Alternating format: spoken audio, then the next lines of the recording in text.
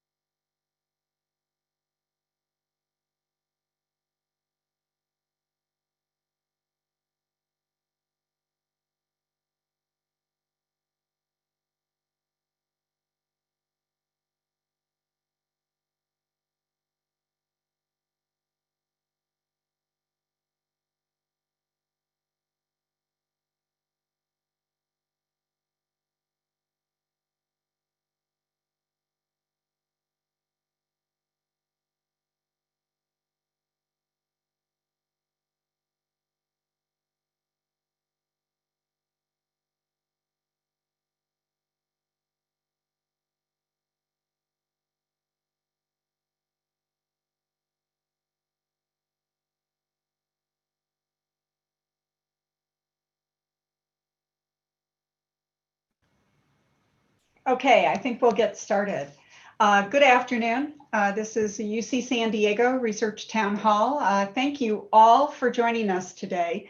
It's a very exciting time as we now are at a point where we can start to slowly and carefully relaunch and expand some of our research activities on campus. This has taken a tremendous amount of planning, and I think many who will be on the phone today are folks who've contributed to the ideas and the strategies to begin this research ramp up. So I want to thank you all for that, and we will look forward to bringing your good ideas, designs, and efforts to fruition in this early stage of the ramp up of research here at UC San Diego campus. We'll begin today by getting an update on the COVID-19 situation in our county and the situation here on our campus related to the return to learn with Dr. Chip Schooley. Chip, are you on the line? I am. Hello, everyone. Hello, Sandy. Things are continuing to smolder along in San Diego County. We are continuing to have quite a bit of disease activity south of the 8. Things in the La Jolla area are still quite quiet. Things on the campus among our students and the medical school faculty are also quite quiet in terms of all the testing that's been done. We're watching carefully the outcome of the additional interaction we're having these last 2 weeks with the demonstrations and activity around the Black Lives Matter and the civil unrest that we're all dealing with in a difficult time for our country.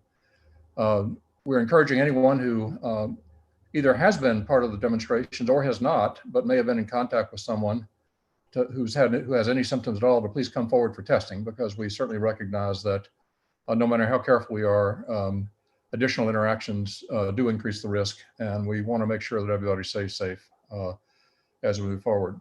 Things in the hospital are about the same in terms of the number of people on board. Most of the activity is still in the hospital from people south of the 8 and out east near Calexico, so not much has changed since the last time we met. There are more cases in the south and the west of the US in general, so the south may reflect people coming back to work with their masks off. The west increase is more modest, but we'll have to watch it carefully.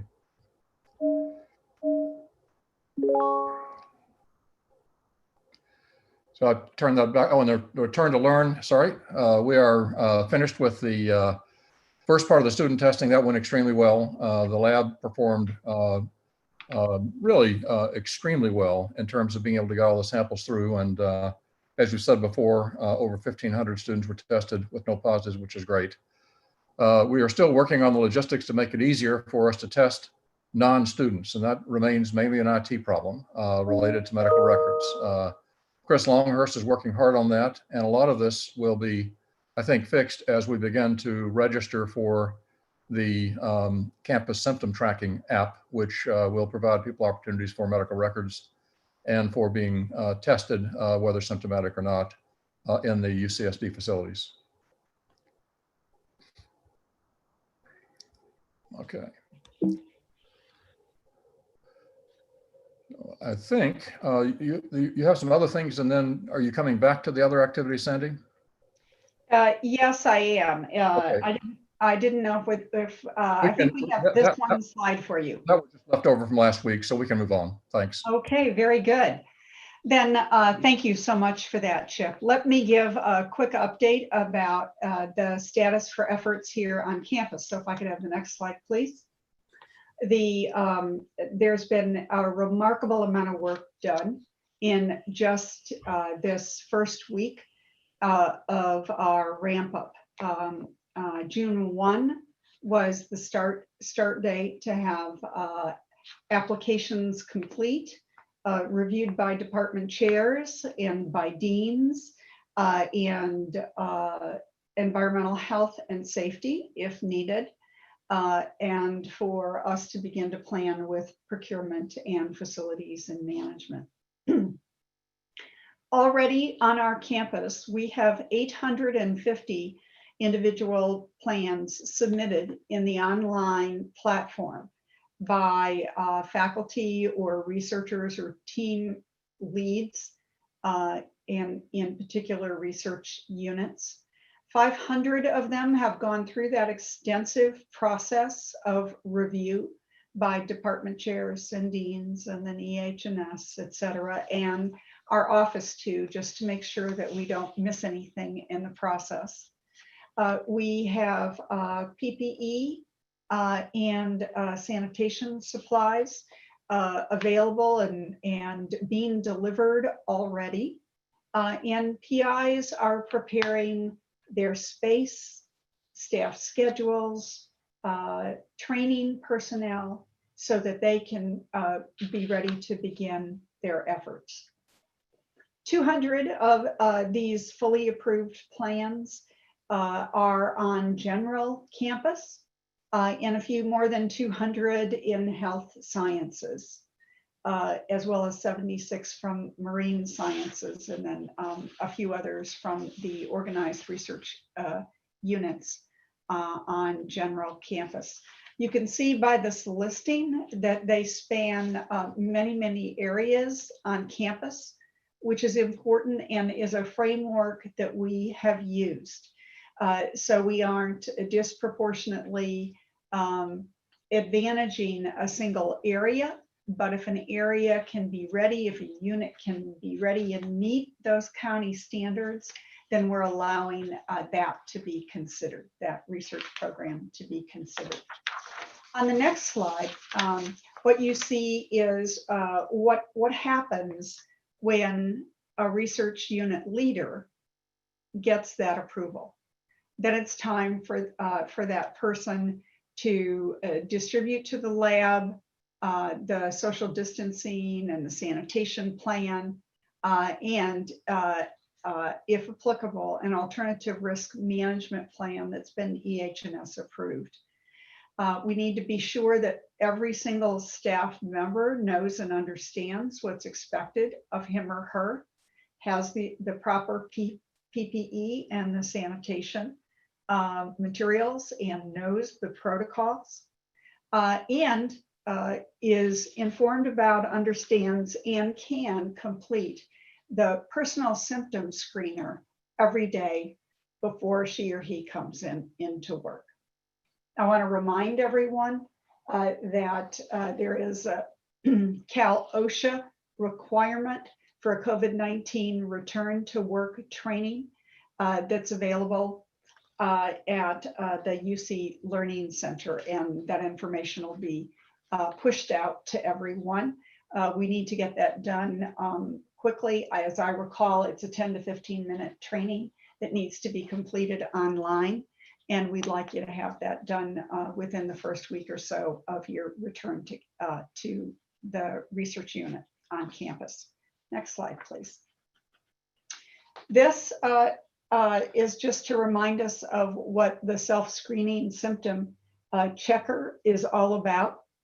All employees on campus, faculty, staff, and students who are going to be coming to UC locations, UC San Diego locations, are required to complete this on a daily basis. You can pop online at home, answer the symptom checklist, and after you submit it, the PI or the research unit leader will be informed when you're cleared for work so that you can come in, and when you're not cleared for work so that you should not be showing up.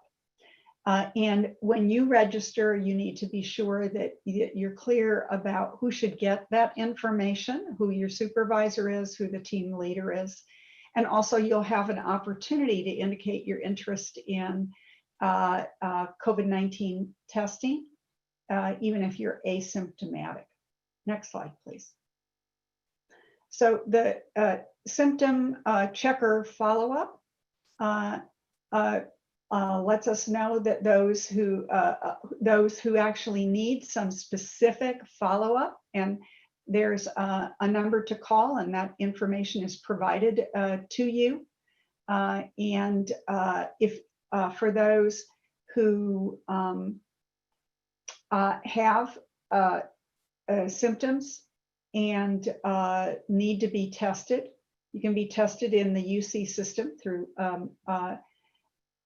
and for those who are not insured, you are asked to follow up with your primary care provider, and any individual will receive an email afterwards when there needs to be some follow-up. Next slide, please. So for those cases where it's clear that there are people who've been exposed to someone who's been diagnosed with a COVID-19, we have plans to identify and to notify those individuals. That means that our employee will be contacted about this. It's primarily the responsibility of the San Diego County Health Department. We will work with them to make sure that we can, in a confidential fashion, let people know if they've been exposed to the virus. Our goal is to keep the campus as safe as possible, so we don't have to shift back in terms of our ability to work on site, but at the same time maintain everyone's confidentiality, their privacy. Next slide, please.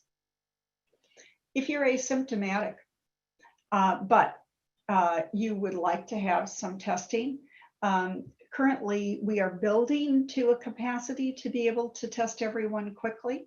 And until we get to that point, that is in just a few weeks, we will need to prioritize those that get testing first. And if you don't have any symptoms, but you want to be tested, then we're going to look at prioritize those who have exposure to the highest number of people, those who are involved in the research activity and support the research enterprise on campus. For example, facilities and management folks who go to many different buildings. Trade Street, where we're procuring and delivering materials to campuses. If you've opted in and you selected campus as your screening, as your location, those will be individuals who are higher priorities. There may be vulnerability groups. You may belong to a vulnerability group, and if you do and you would like to be tested, then you want to be sure to let your department chair know. And that department chair will then let us know the list of those that are in the vulnerability groups, but actually wanting to come back to campus. Just a reminder, we're encouraging people who are in vulnerability groups now not to come to campus. And the process is that if If you indicate an interest, then UC San Diego Health will call you if those on the prioritized asymptomatic list. We're not asking anyone to call the UCSD Health Nurse Line. Those are, that mechanism is reserved for those people who are symptomatic, and we absolutely need to prioritize to get those individuals tested first. So within a few weeks, we should be able to be up to a level where we can have everyone tested who's interested in testing. But at the present time, we are in this prioritization process. Again, if you can work at home, you should work at home. If you are in one of those vulnerability groups as a function of, for example, medical history, then we encourage you not to come onto campus. Okay. We are so pleased to have the involvement and the support of Environmental Health and Safety. They have served as a resource for you to submit your plan if you need an exception to the standards for this phase orange that we're in. And they can also offer you guidance about how to make your area as safe as possible for you and for your research personnel, and help you prepare for opening up your lab on campus. And this information is available on the website. It's available in the online form that you're completing as well. Next slide, please.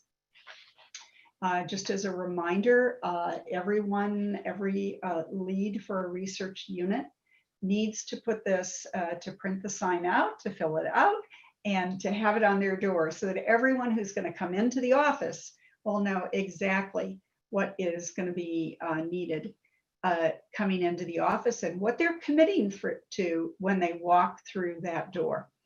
And actually, every one of these should have the face covering checked. There isn't a lab that should not have face covering checked, given that that's the #1 thing that we can do to protect one another, to keep this a safe environment.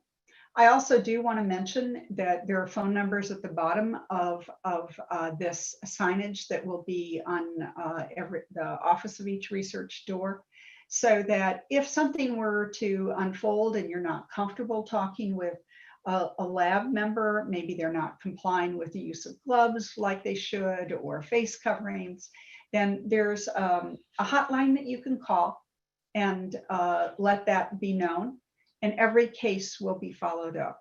I do want to say that if you're comfortable talking with your lab mates, we're really a team here in keeping this a safe environment. We encourage you to do that if that's possible. Next slide, please. But if you're feeling uncomfortable, then there are other means whereby you can do that.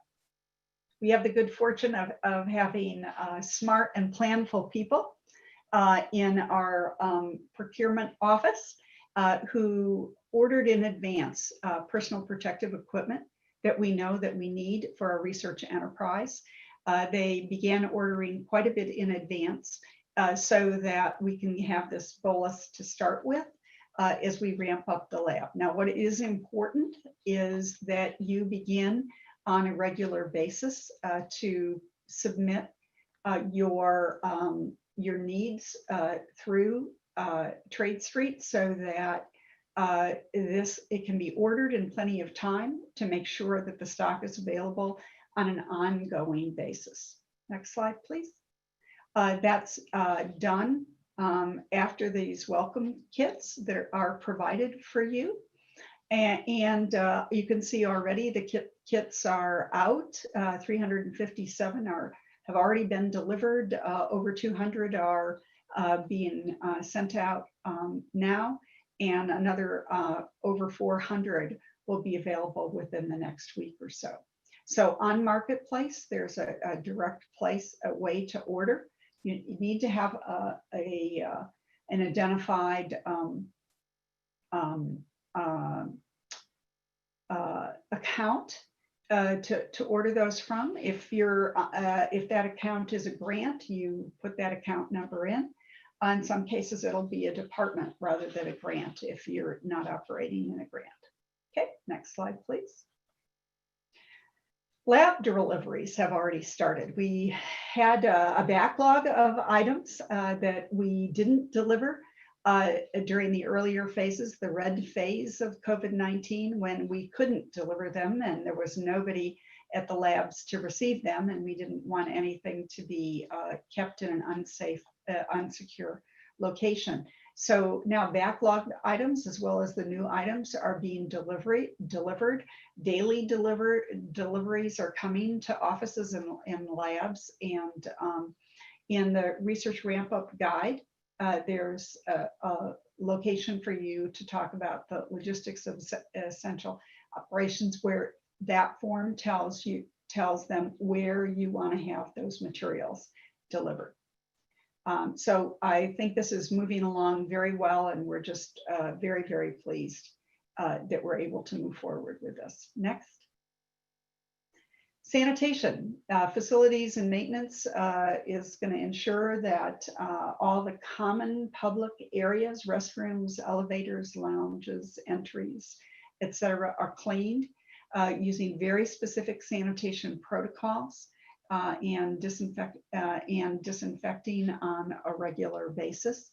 That information is going to be on signage in the buildings that you're in. So there's a place for you to readily check and to see what's happening in your location. For sanitation, I just wanted to make one comment, and that is that we are trying to limit the number of people in elevators. And to just one, in some cases, 2 people at a time.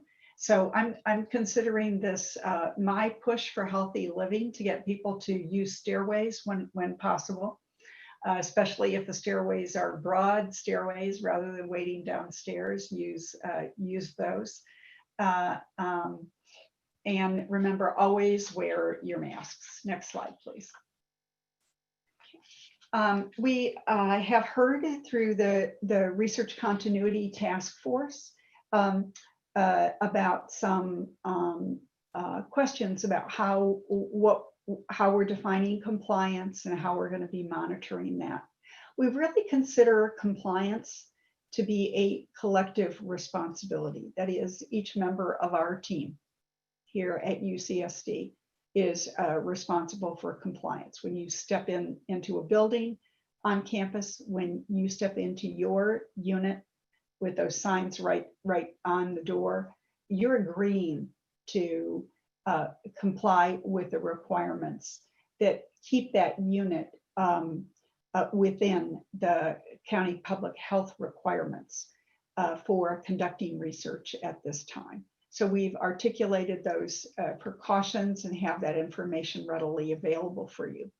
I mentioned that there are multiple ways that you can report if someone is not in compliance. You can just talk to that person directly if you know him or her, and I encourage you not to just go up to anybody out of the blue that isn't wearing a mask and say something. Instead, call one of the numbers that are available and are listed, or go online and list where you see this, even if it's just in a building in general, so that we can follow up, because we want to make sure that all of these cases are investigated. We want to know where potential risk may be on campus.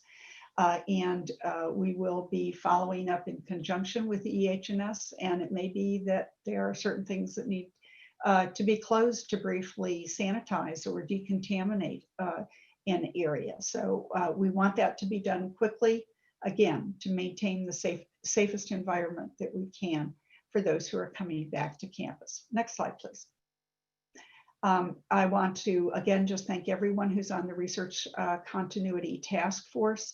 These are regular members of that committee that was co-chaired by Drs. Miroslav Kristic and Jim McCarrow. You guys have done a dynamite job, and there are many, many more individuals who've contributed to the sort of one-stop guidebook that we have for ramping up research on campus.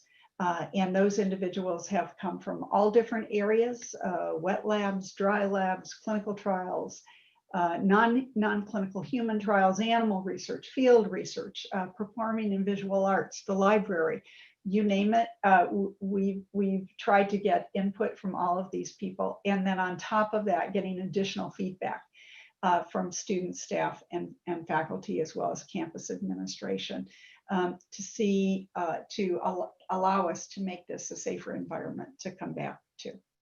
So I think with that, what I would like to do is to open the rest of the time up for your questions.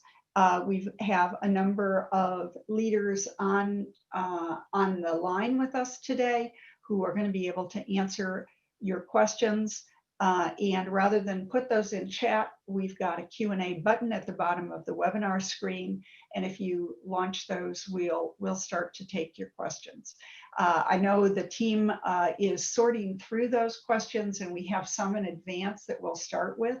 But we want to look at what are the most common questions and try to get that information out to you.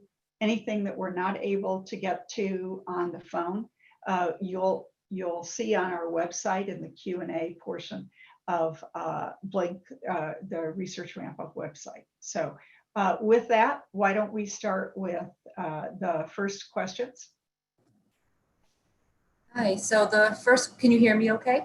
I can, thank you, Megan. Great, thank you. The first question, the subject is symptom screening. The health checker entries are on the honor system. Will there be consequences for employees who provide false information and show up to work with symptoms? You know, I have to be honest with you. We haven't addressed that in terms of specific consequences, but I would just say that since this is a shared responsibility, it is the responsibility in the research team that if somebody shows up and they are symptomatic, we automatically know they shouldn't be at the lab. They should be home, resting, getting well, doing, if they feel like they are capable of working, doing what they can do at home rather than in the laboratory. So the number one consequence should be that people in the lab raise these issues. I recommend you do that with the team leader, the PI, the faculty member who's running that particular lab or research unit. And in those cases, when we are informed about that, say through the hotline, a call to the Office of Research Affairs or EH&S, we will inform the lab leader, and we will inform the department chair so that we can be taking action very quickly. Thank you.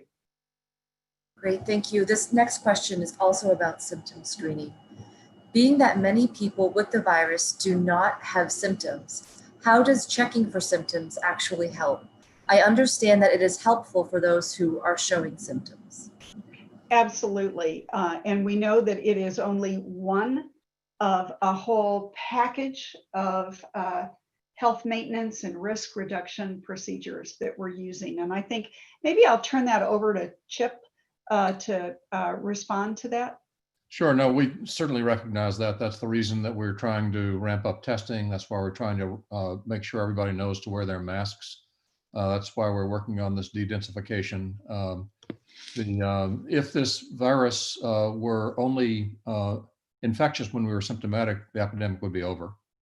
And I think we have to recognize that. And I think that's why we all have to be assiduous about all the issues related to covering our mouths and preventing virus from escaping and moving on to other people. So it's a great question and something that everybody has to be aware of. The fact that somebody's passed the symptom check doesn't mean they don't have the virus. The fact that they fail it also doesn't mean they have the virus. They could also have flu, but we want to know. That's why we're doing.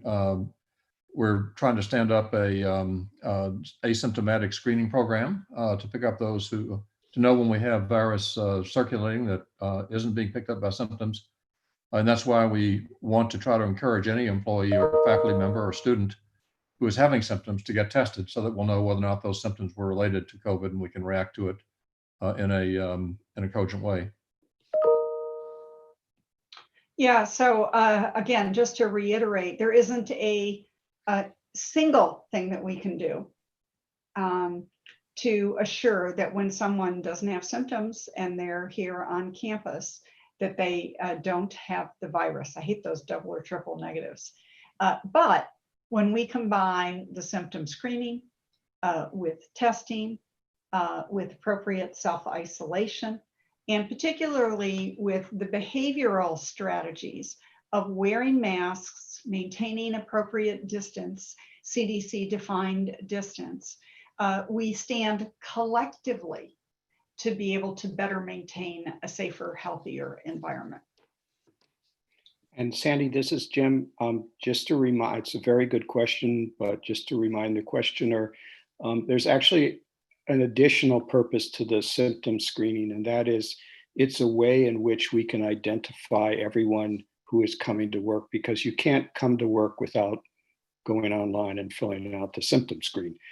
So if someone were to be positive in the building, it's a way in which the contact tracers can get an idea of who might have been exposed by knowing who was in the building, because those were the people who had filled out and been allowed to come in. Thank you, Jim.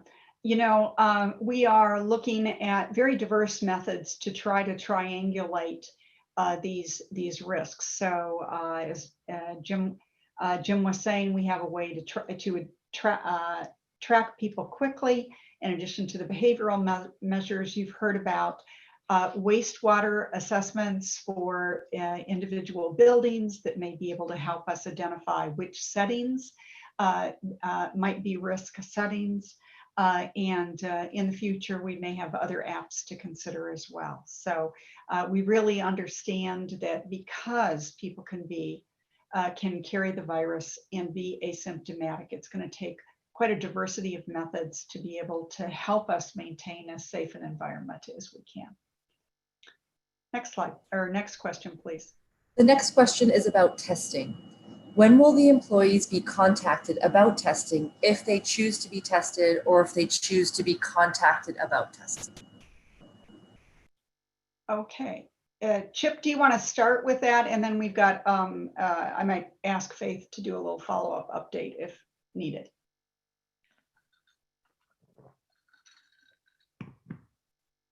And I'm sure you're saying something brilliant. It's just that you're on mute. Yeah, you keep putting the sock in my mouth when I stop talking. I understand. The hospital has allocated a certain number of slots for the asymptomatic testing program for the campus every day within the number of slots they can actually do in the lab. They have to maintain sufficient capacity to be able to test hospital patients, to test people coming in with symptoms. And they've left aside a couple hundred slots a day for us to send people for testing who need to be, who want to be tested because they're asymptomatic. We're going to try to allocate these to include both our faculty and also our staff who've been here all along, many of whom live in areas that are much higher risk than our faculty, and to try to make sure that everyone has access to the testing.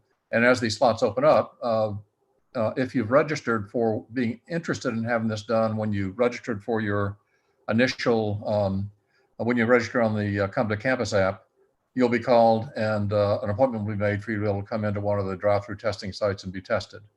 It will probably take a couple of weeks to get through everybody. Not everybody needs to be tested. We're testing those who want to be, and in order and getting to them as fast as we can within the capacity that's available. Good, thank you so much, Chip. And so in general, if you're asymptomatic, but you've indicated on your screener that you would like to be tested, you will be contacted. And our goal is to have that testing done within a matter of a few weeks based on the prioritization that I mentioned. Anything else we need to add with regard to that? I don't think so. This is Faith. We are in the process of working with the screening people to make sure that the folks who have identified themselves as wanting an asymptomatic test are also approved for research. And we will prioritize the most crowded buildings first. Thank you. just because density is an issue.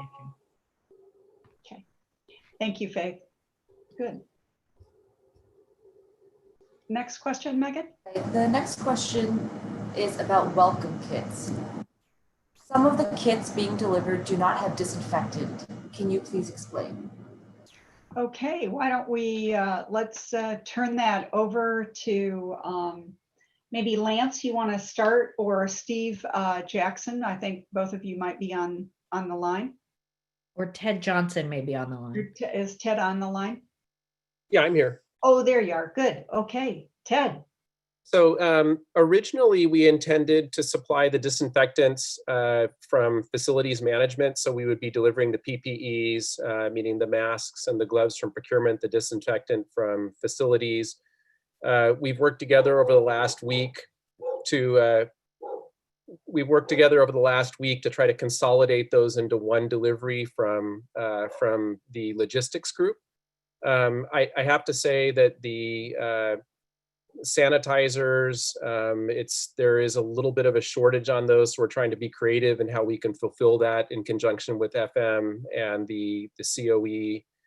And so what we're going to do is, I think next week, and maybe Steve or Lance, you can jump in, but I do believe we have a quantity that we're going to be able to start fulfilling with the welcome kits this week. And then for those welcome kits that have been delivered already, facilities management is going to be delivering those directly to the labs. Is that correct?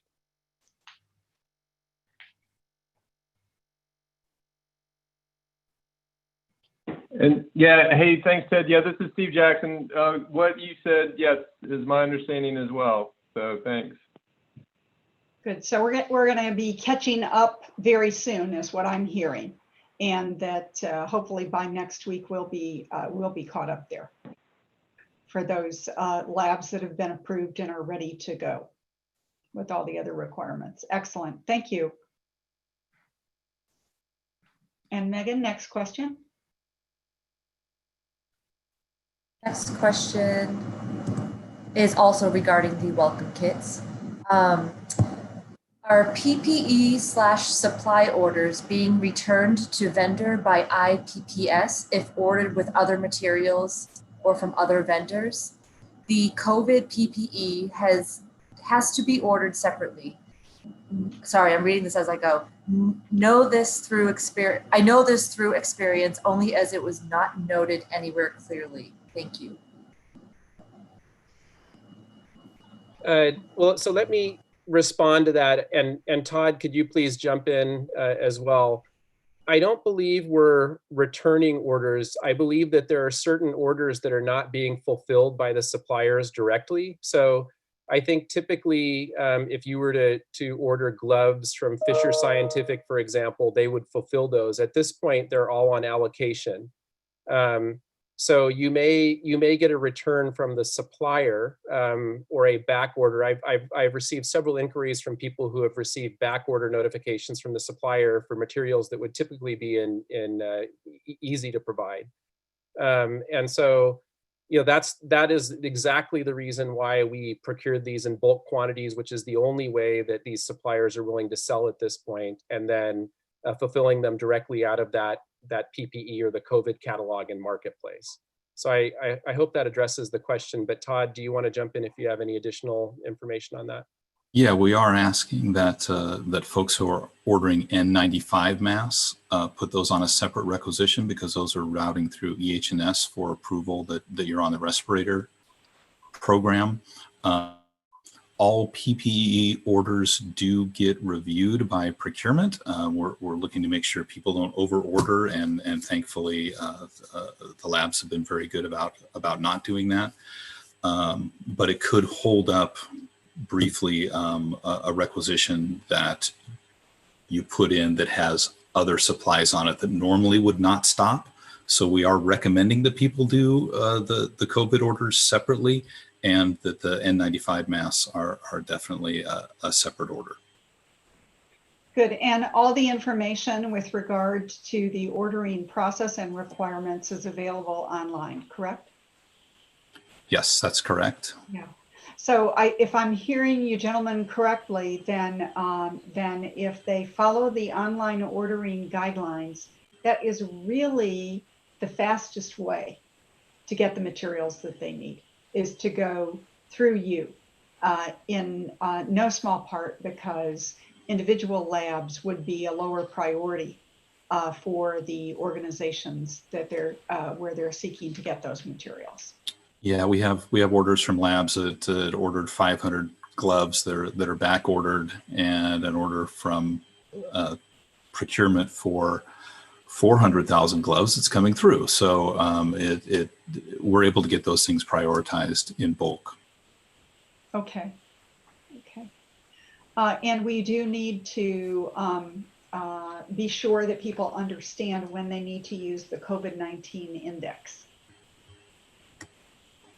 Good. Okay, next question, please. Thank you, gentlemen. The next question is also about PPE. As a core research facility, we have multiple groups visiting our facility to conduct their studies. The guidance for UCSD researchers seems clear, but I am wondering how we deal with projects from affiliated institutions like SDSU or the VA. If these institutions approve continued research, what will we need to do before allowing access to UCSD facilities, since these groups would not have been approved through the UCSD systems? Well, I would say first and foremost, I mean, if we need to make a process explicit here, we absolutely can. But the bottom line would be that no one should be in a facility at UCSD, regardless of where their primary appointment is. This is true for recharge facilities as well, where the actions that they're taking are not in compliance with what the UC San Diego requirements are for safety by way of behavior, wearing masks, for example, and maintaining social distance, or gloves or other protective wear, or following the actual approved procedures for use of any equipment that might be in the lab. I don't know if anyone else would like to comment on that, but it sounds to me like this is an area where we need to be very explicit about how to manage those situations and what to inform individuals in advance. And Jim, your group may have already taken care of this. I'm not sure. Jim McCarrow, if you're on. Yeah, I'm on. So I can only comment on one situation that's probably similar to the questioner's situation. We have a core facility that's utilized relatively heavily by the chemistry department at SDSU. So what we did is we sent them the guidelines that our research group put out in terms of what was required for safety in the laboratories, and said, you can come and use our facility, but we need you to follow these guidelines. And they had no problem with that. In fact, they said, actually, these guidelines are very similar to what our university put out. So, but I think that the bottom line is, that was a lucky situation. But I would say for any other group like that who is coming in to use a facility, I think it's perfectly okay to send them the guidelines that we've set up and said, please, you just need to follow these because, they aren't ridiculously difficult to follow. The other thing I would just add is whether it's a core technical facility, like in a wet lab or something in a dry lab, but for other types of research where you're bringing other individuals onto campus, for example, non-clinical human research or clinical trials research, those individuals need to be notified in advance of what to expect. They need to know what the protocol will be when they're here with us in a clinical trial or in some type of assessment research. So they know that if they're going to be wearing masks, they may have to be wearing gloves, how long they're going to be there, how it will be different than when they were on campus before. think all of those types of things are very, very helpful. And just in terms of maintaining safety on campus, we're also expecting individuals to complete that screener that you all are completing on a daily basis to ensure that no one with symptoms comes onto campus. Great question, thank you. And it does highlight something that we will in the research ramp up, or the research continuity task force, create some specific guidelines and recommendations for. Thanks for the question. Next question. This next question is about general safety. Related to the EH&S checklist, whose responsibility in the building is it to post signs and plans on doors and create a shared calendar and post usage calendar on shared spaces? Also, is each research group responsible for temperature screening of their team, or will it happen at a building level? Well, let's start with the EH&S part. Lance, do you want to begin the discussion of this? Because there are really several questions here. Yeah, I can take the first one, which was signage, right? So facilities management's posting the buildings and the main entrance to the buildings. Once we get inside the building, the expectation is the divisions, the PIs are responsible for the postings in their area, which include the room occupancy sign and the safety sanitation plans. So that's the basic requirement. The expectation is once we get into the building, the PIs and the lab is responsible for those areas. And Lance, is there information or any kind of signage for the public restrooms, for example? We have not developed any specific signage for the public restrooms at this point. Once you're inside the restroom, there's hand washing signs and other COVID-19 guidance, but nothing specific for how to use the restrooms. Okay, good. Another part of the question had to do with temperature screens. And if Chip's on, I'd like him to talk about that. Temperature screens are optional. If people want to take their temperature, they can. The symptom screen is actually much more sensitive and what's required. So we're not going to have either our staff or laboratory supervisors be responsible for taking temperatures of employees or of themselves. And the other portion of the question, thank you, Chip. The other portion of the question had to do with calendars and schedules. So the calendars and schedules are articulated in the individual PI plans and the individual research leader plans, and rather than collectively at a building. Now that said, if all of the individuals in a building are part of a department might choose to do something above and beyond that.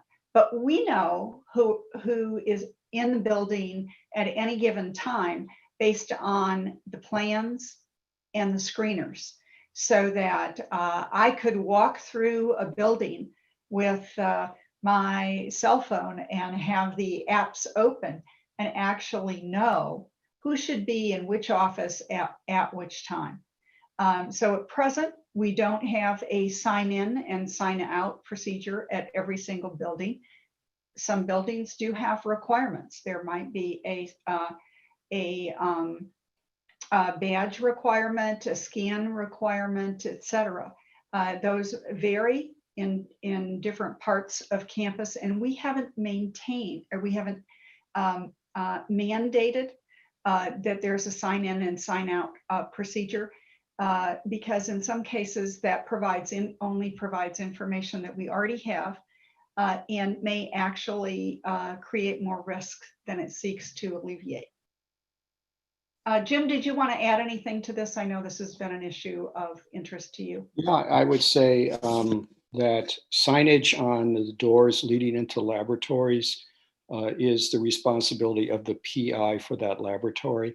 And I think you pointed out correctly that if there is a bigger group that frequently collaborates, say on a floor or within a department, then it becomes the purview of the department chair or division head or who's ever the supervisor for that group, director for that group, to then think about signage that goes beyond the individual laboratories.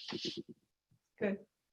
You know, if I could just pause before getting the next question and share with you a question that I've heard from some faculty, and that has to do with how parking is going to be managed during this period of time. I think we've got Josh Kavanaugh on. I didn't know if Josh, you want to talk a little bit about parking? Parking is always a challenge, pre-COVID and during the COVID period. So we're happy to have you join us, Josh. It's great to be here. Thank you, VC Brown. And so, well, we're all used to parking as a challenge at the university specifically and universities in general. The good news is that those of you coming back as part of the research ramp up are going to find a really favorable parking environment on campus right now. With the de-densification of the campus, we've got plenty of space for everyone. We've also relaxed the parking rules, and so it's opened up a lot more space, especially for our academic staff who are coming in who didn't necessarily have A permit privileges. Previously, you're going to find more proximity parking because of the more flexible rules. Rather than spend about 30 minutes going through all of the rule modifications that we've made, I want to invite you to go to Transportation Services website, and there on the top navigation bar, you'll see a tab for Return to Campus. And what you'll find there is where we flexed rules to improve your access to the campus. We have also cut our rates and provided for daily parking as a more affordable option for folks coming back to campus. We recognize that not all of you are going to be on site every day. And so we have now made daily parking available through our parking app. And that parking is priced at the price of our discount or remote lots, which is about a third less than an A permit or 20% less than a B permit for the daily rate. And so hopefully that will serve you very well. Those of you who take campus shuttles, use ProRide or other transit options on campus, you'll find updates as well there about how we've modified operations and what we're doing in terms of cleanliness and making sure that we practice infection control. Thank you so much. I appreciate that. Good. Okay, next question, please. Next question is for Terry Winbush. This is regarding to a couple HR questions. Excellent. The first one is there a system in place to identify vulnerable groups who should not be coming to campus? And what documentation would those persons need to submit to supervisor or to UCSD?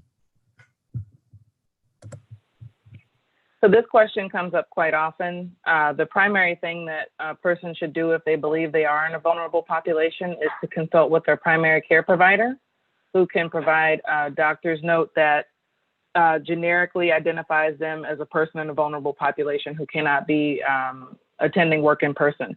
And I've seen countless numbers of these documents in relation to people submitting requests for emergency paid sick leave or other paid admin leave that they would like to provide medical documentation for.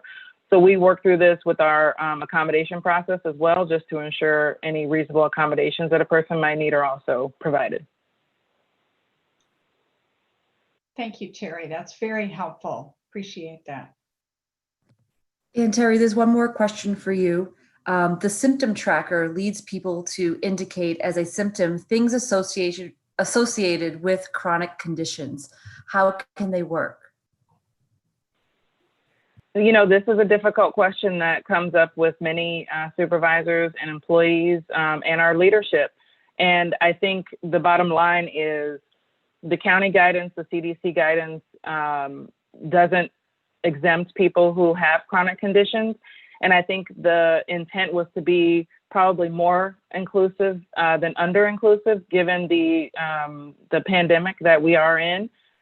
For a person who has a chronic condition, they may not know when they've contracted COVID-19 or are a carrier for COVID-19. And so because of that, we would prefer people to err on the side of caution. And if you do have a chronic condition and would have to otherwise answer yes, given how the symptom screening checker, the verbiage that is listed, if you've had onset of this condition within the last 14 days, if you have to answer yes, then you should not be going into the in-person workplace. But you should consult with the COEM advice nurse line. You should consult with your primary care doctor. There may be other accommodations that we need to discuss, but I would say erring on the side of caution is beneficial and safer for everyone who is working in person. Thank you, Terry. And I do want to just remind people that when we are at our max in this phase orange, we're really only expecting about 1/4 of our faculty, staff, and students to be on campus. So if there are substantial concerns, I encourage you to follow the advice of Terry Winbush and speak with your primary care provider to have that clarified so that you can continue to work at home. Thank you. The next question is for Ted Johnson, and this is regarding general safety. If third-party vendors want to come to campus to deliver or install equipment, do they need to pass the UCSD symptom screen? Do we need to report their anticipated presence on campus? If so, to whom should this be reported? So I'm not sure I can answer all of that, but what I can tell you is that we've been surveying all of our major suppliers to ensure that they have, let's say, return to work protocols that are at least equal to ours, which has turned out to be the case for all major suppliers. I guess I would have to throw it back possibly to Sandy or Chip to see if we would require them to do self-screening or how we would manage that. I'm not really sure. We haven't thought through it to that point yet. Okay, And Chip, do you have comments? And one of the problems is we don't actually necessarily know when someone will show up, but they are all working for corporations like we are, the people delivering supplies and equipment, and they're required to have the same kind of back to work provisions that we do in place in San Diego County. I suppose there are people who have their own truck who could be delivering something from Grubhub or something. I suspect they too have to do this. Do they not? Do you know what their requirements are, Ted, from the county? Grubhub and people like Uber and others. Yeah, I do know that they're required to follow all county guidelines. And I do know that those two in particular, because we've checked, have protocols that are very similar to ours. I would say we're very fortunate that we really don't, because we have a central receiving and distribution organization, we have very few suppliers that are delivering direct to campus. We try to have that. That's why we're going through our Trade Street facility, and the very reason we want to get those delivery drivers screened. But let me give some thought about at least how we can be aware if suppliers are coming to campus. I think it's a very fair point. Again, to this point, we've spent a lot of trying to ensure that our suppliers do have protocols, and they all do. But I can also imagine that there's some very small suppliers, one-off suppliers, maybe people that are doing equipment maintenance and things like that, that might be under the radar. So I'm more concerned about how we can identify those suppliers that might get on campus under the radar. So I'll work with Todd and the team to kind of see how we can get a handle on that and see if there's at least a way we can get notifications when suppliers are coming to campus. Yeah, in the meantime, if you see somebody on campus without a mask, email me or the whistleblower hotline, and we'll get on it. That's the most important thing of all the things we're talking about, is people wearing masks on campus. So please do that. We can't really use the current app to have people fill out because that's hidden behind our firewall. For UCSD employees, we can't send that to somebody coming on campus as a visitor currently. So to answer another question further down, that's not something we can currently do. I do want to say, though, there is nothing magical or secretive about our app. Our app is based on the CDC symptoms, the primary symptoms for COVID-19. And so since all businesses in the county that are operational need to screen for COVID-19 symptoms, we're all screening for the same things. Can I jump on with a follow-up question while we're in the midst of discussing the app? A question came through the Q&A asking about how is health data privacy being ensured regarding the information that is being collected on the screening app?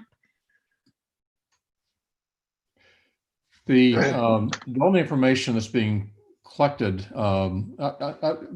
if Bob or Vince are on the call, I don't want to jump in front of you, but in talking to them earlier, what's being collected is the yes or no part of this. And then every 14 days, that's deleted. It's only kept so that if need be, we can do, the people doing epidemic investigations would have access to that. But no specific symptoms and no diagnoses are being collected on the app. Chip, this is Brett Polak from ITS. Yeah, just to jump in on that, that's absolutely correct. So we're only keeping data for a rolling 14 days within the system. In addition to that, it's all secured in on the back end in terms of who has access into that. We're developing some protocols with some of the campus privacy officers, both on the campus and health side, just related to, as we're collecting this data, what could be used for. So that's in process right now. But yeah, I mean, everything is secured in an encrypted database and on the back end in our Qualtrics environment. Great question. Thank you. The next question is for either Eric Ma or Kip Cantello. Most of our work is non-therapeutic, but we're told that this is not a priority. This will affect our staff and subjects. The non-therapeutic trials are important for subjects and need their follow-ups. What is the plan for these trials? So let me say this.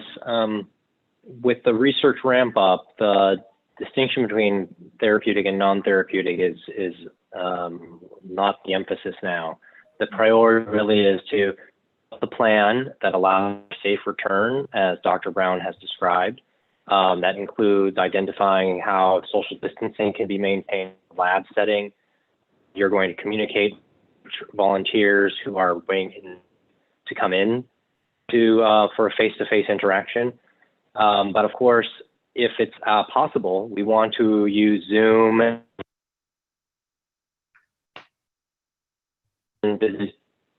done unless necessary. That would be the same for the research teams, the staff themselves.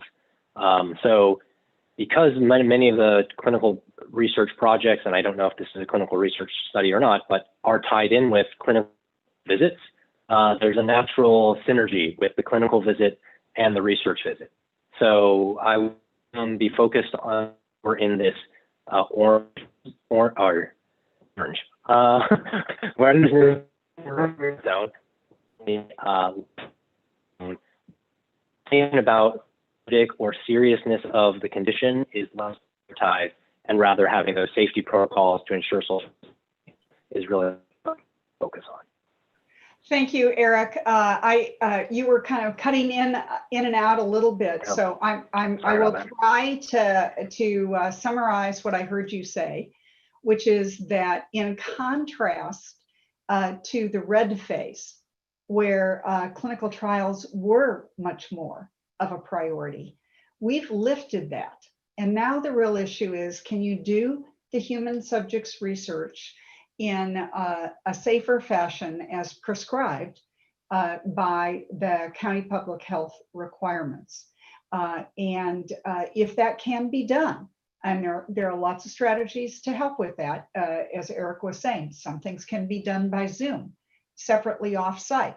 People can be set up to do computerized work in one room with a Zoom related research assistant in another room viewing and monitoring what's going on, and reducing the amount of closer contact that individuals will have.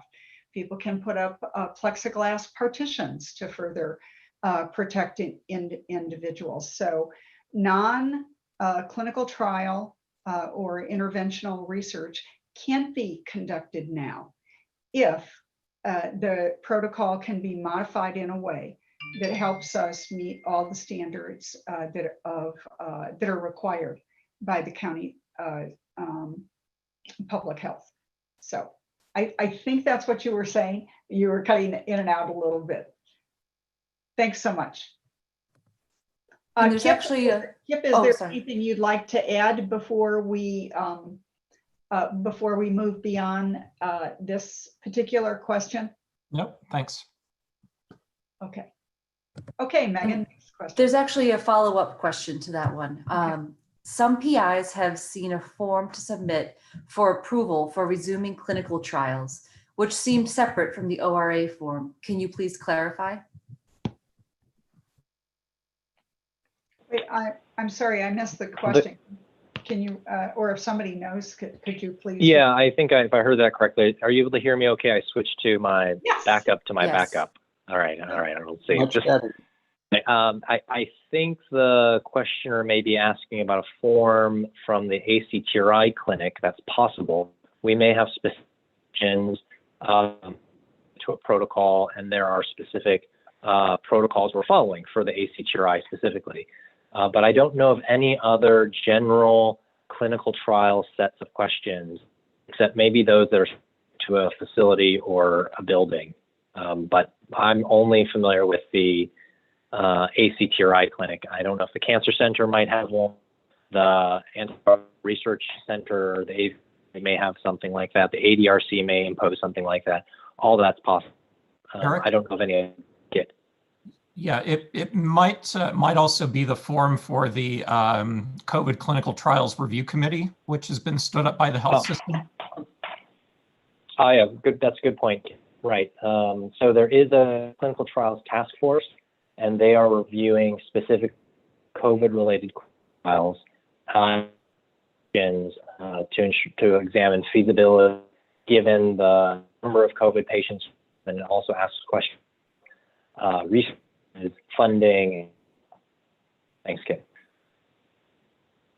Excellent. So just to reiterate, non-clinical human research is not prohibited during this period if you can meet the requirements of the county, which are articulated in the online guide. And secondly, to emphasize a point that there might be individual clinical settings that require some additional effort. And if that's what is required for those clinical settings, then you would need to do both of those things, but one does not replace the other. Thank you. Good. And next slide, or next question, Megan. Next question. All trainees' research productivity is severely limited. All the graduate students now get automatic extension of their time limit to get their PhD. Is there a plan to extend the 5-year time limit of a postdoc appointment too? Well, I'm happy to speak about this. It's not clear the extent to which we can independently do this. Exceptions can be made for less than a year, and those do need to go through our office. But I'd like to speak to the bigger issue, which is that training's disrupted, research projects are disrupted, internship opportunities are disrupted, and individuals who are finishing either their PhD, their MD, or their postdoctoral fellowships now would be entering into a pretty wretched economic situation. So we are making a large push for extension of funding for postdoctoral researchers, for graduate students, and for early career researchers as well at a national level through the Office of Science and Technology Policy, through the National Science Foundation, and through the National Institutes of Health. We've had discussions with leadership in all of those areas, as well as the Senate Science Committee. And the whole idea is to see if we can get some extended funding to ensure continuity if extra time is needed. Not just because you're a graduate student, you should automatically get extra time. You know, if you have a job you're ready to go to as soon as you get your degree done, that's wonderful. But if your training and professional experience necessary to come out as a top candidate is disrupted, we're really arguing for costed extensions at the graduate, postgraduate, and early career phase. So I did want to share that with people. I don't know if, I think we have Angela Phillips Diaz on the call today. And Angela, you might like to speak about this.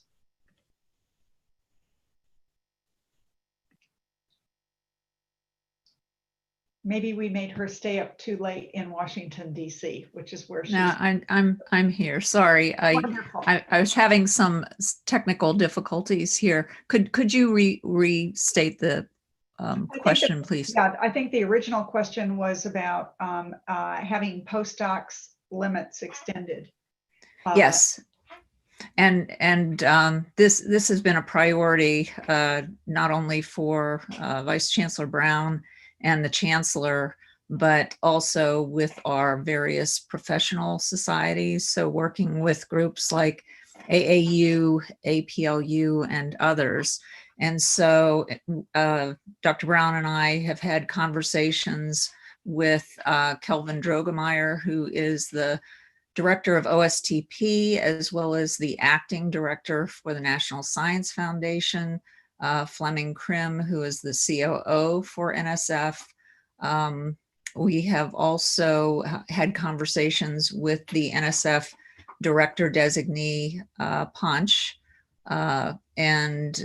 So they have been very receptive and interested in us providing some specific structure or approach that would allow the agencies and departments in the federal government to extend through costed supplements to our focus is on graduate students, postdoctoral students, and early career researchers. And so we have where there's a team of us working on some specific language, recognizing our processes and trying to minimize the administrative burden, but also on the agency side of the menu, if you will, to be mindful to help propose a way that minimizes the burden on them as well. I think the other part of this would be to look at having, whether it's OSTP and NSF and probably NIH and others, to work with OMB to make this a rule or guidance to the agencies that would follow certain criteria so that it's applied across the board. So it's not one model for NSF, one model for NIH, and going through the various agencies. So this is a high priority for us in terms of our advocacy. And as I said, we've had very positive reception to the ideas and encouragement to submit a specific proposal on this. Thank you. We'll have that proposal out to them by the end of this week. So very hopeful that this could create a more automated way to ensure continued support for those in the early stages of their career development. Great, thank you, Angela. My pleasure. Next question, please. Next question is about shared areas on campus. When will glass washing and other support facilities be opening?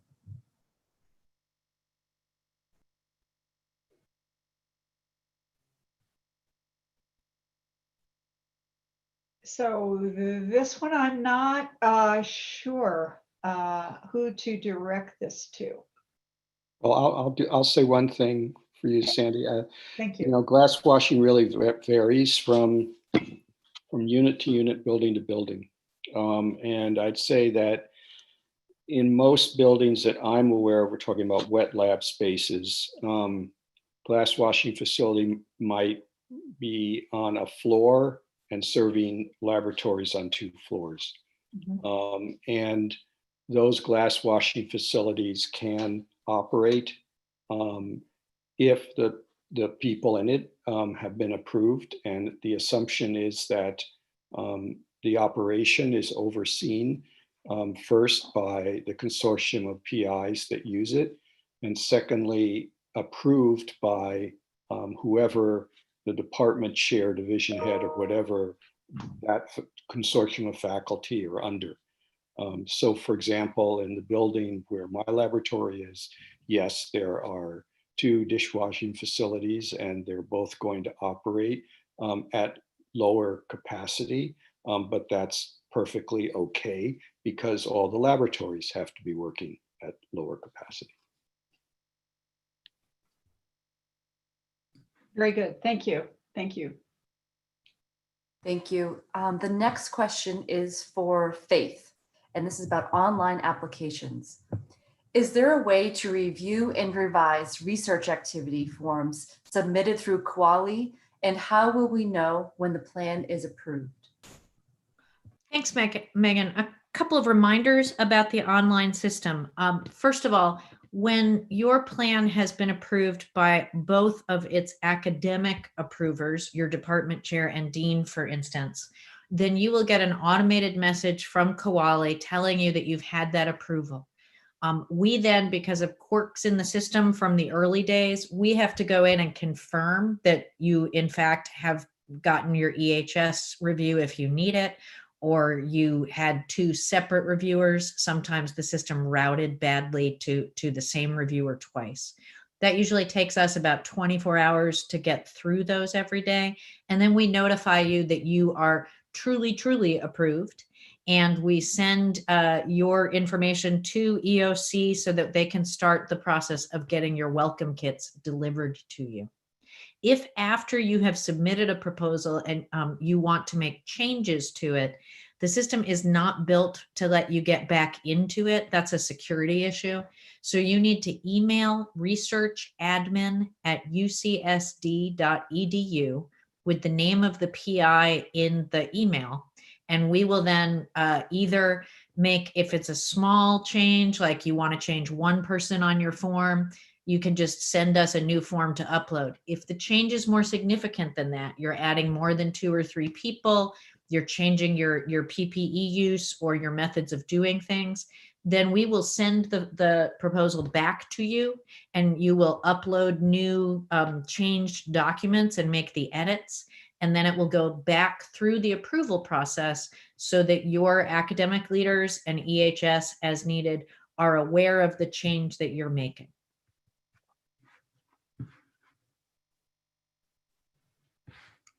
Good. Thank you, Faith. Okay, and I think we have time for one more question, and then I'd like to make a few closing comments. Megan? Okay. This last question is regarding general safety. For the face mask requirement, do you have to wear a mask if you are alone in an area, for example, alone in your office or in an office suite? Good question. I think if you're sitting alone in your office, like probably everyone that you can see on the screen today, none of those folks have their mask on. So if you are alone in your office, you don't have to wear a mask because there's no one immediately that you're protecting against by wearing a mask. In all common areas in buildings, in all laboratories, and on campus, outdoors and indoors, we expect people to wear masks.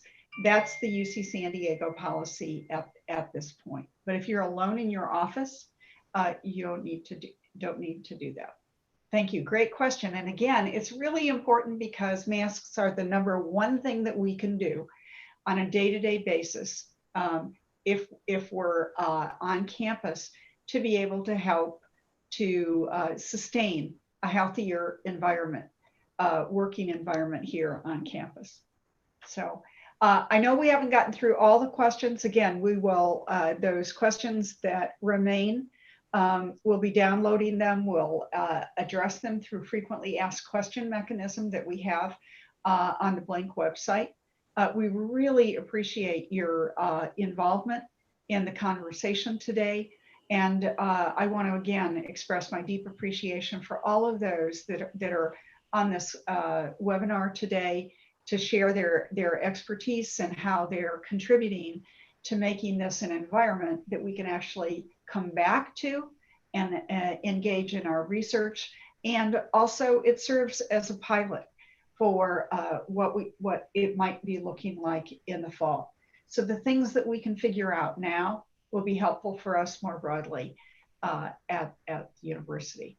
So my deepest appreciation to all of you who are on today and all of you who are involved in designing and helping with the implementation plans for the research ramp up here on campus. It's the collective wisdom, as you could tell by the discussions today, that have led to some pretty good policies that allow us to be back on campus. I do want to close. Some of you may have seen an announcement that came from the EVC, each of the academic vice chancellors and me with regard to the military civil fusion ruling that relate to F1 and J1 visas. I'd like to just refer you all to that announcement that came out to you. I want to remind people that this is really focused on graduate students, postdocs, visiting scholars, and in technical areas of potential military utility. These restrictions are in place. And individuals who are in Chinese scholarships may have particular graduate level individuals appear to have a requirement to be reporting on technical and scientific information as they return home from these visits. And so we need to be very careful and cautious about how we're managing these situations. We can manage them. In many cases, we can develop mitigation plans that help us manage the risk that's associated with this research. And so I just want to refer you to that announcement.